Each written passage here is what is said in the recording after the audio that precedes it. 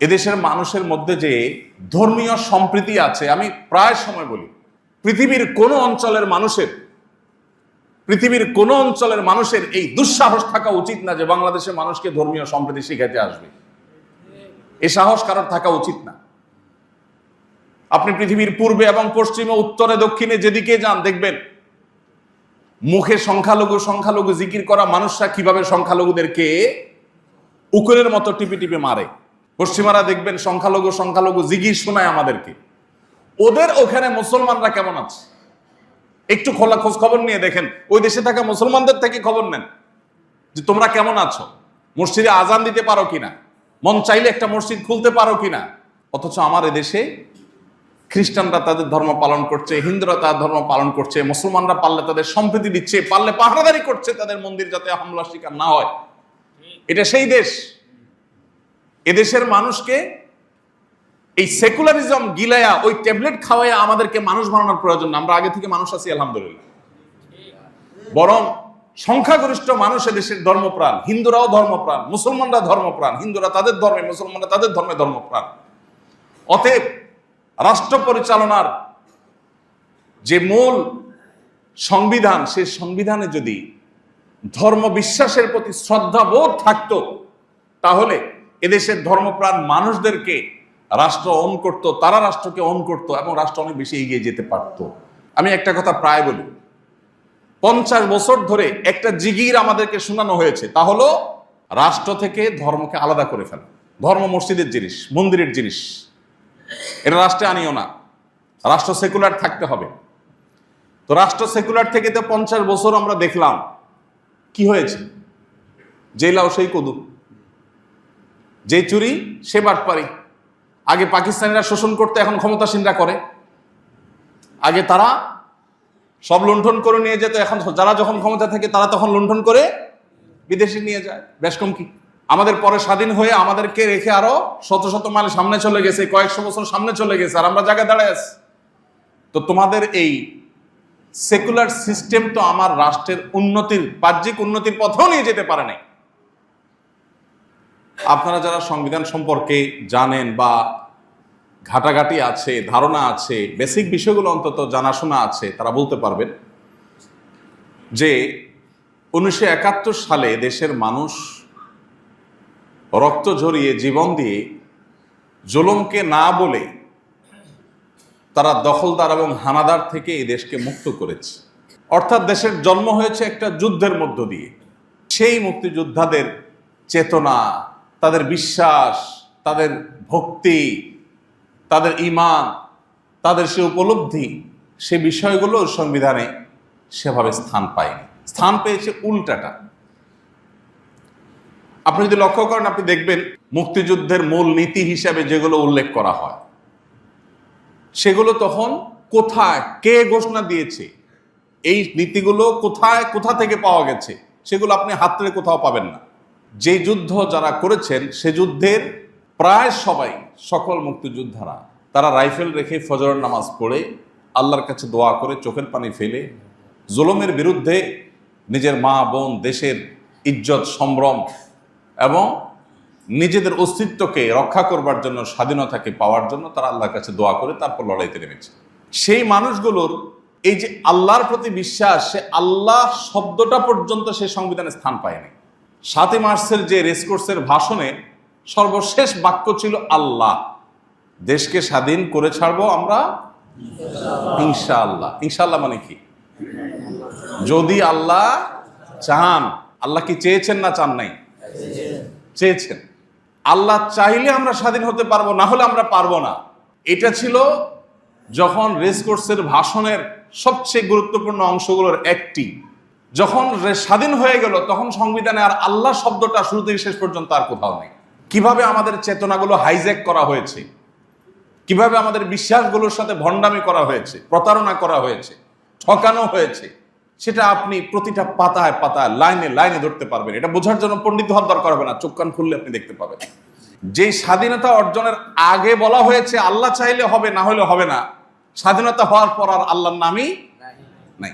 এই মুক্তিযুদ্ধে সকল মানুষ সামিল হয়েছে, ঠিক আছে, কিন্তু সেখানে সাধারণ মুক্তিযোদ্ধাদের যে সমস্ত ছবি আপনারা এখনো অনলাইনে পুরাতন ছবি পাবেন, সেই ছবিগুলোকে একটু বিবেকের চোখ দিয়ে যদি পড়ার চেষ্টা করেন, দেখবেন এরা কেউ সেকুলার ছিল না, এরা ধার্মিক ছিল। ওই ছবিগুলোকে যদি আপনি বিবেকের চোখ দিয়ে একটু পড়ার চেষ্টা করেন, আপনি দেখবেন তারা সবাই প্রচন্ড রকমের ধর্মবিশ্বাসী মানুষ ছিলেন।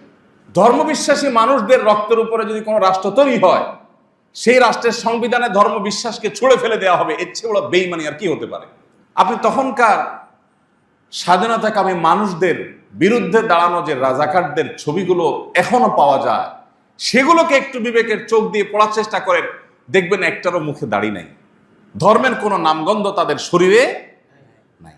কিন্তু সেই রাজাকারের চরিত্রে দাঁড় করানো হয় এখন সাদা শুভ্র দাড়ি বিশিষ্ট ধার্মিক মানুষগুলোকে।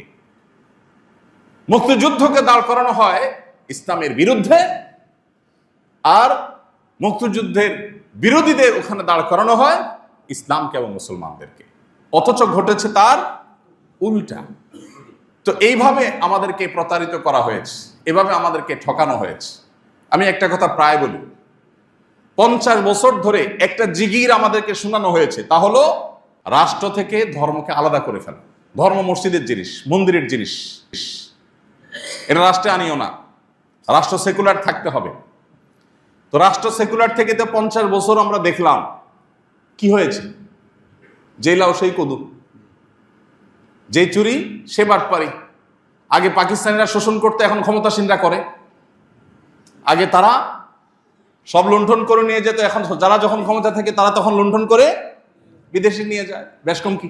আমাদের পরে স্বাধীন হয়ে আমাদেরকে রেখে আরো শত শত মাইল সামনে চলে গেছে, কয়েকশো বছর সামনে চলে গেছে, আর আমরা জায়গায় দাঁড়ায় আছি। তো তোমাদের এই সেকুলার সিস্টেম তো আমার রাষ্ট্রের উন্নতির, বাহ্যিক উন্নতির পথেও নিয়ে যেতে পারে নাই। 24-এর এই পরিবর্তনের পেছনেও আপনারা জানেন যে এদেশের ধর্মপ্রাণ মানুষদের কি পরিমাণ অবদান আছে। সেই আবু সাইদের ফেসবুক ওয়ালে যদি আপনি যান, আপনি তার লাইনে লাইনে দেখতে পাবেন কতটা ধর্মপ্রাণ সে ছিল। এভাবে একটা একটা করে আপনি যদি দেখেন, অগণিত মাদ্রাসার ছাত্ররা এখনো তাদের চোখ নাই, হাত নাই, পাও নাই, তারা হসপিটালের বেডে কাতরাচ্ছে।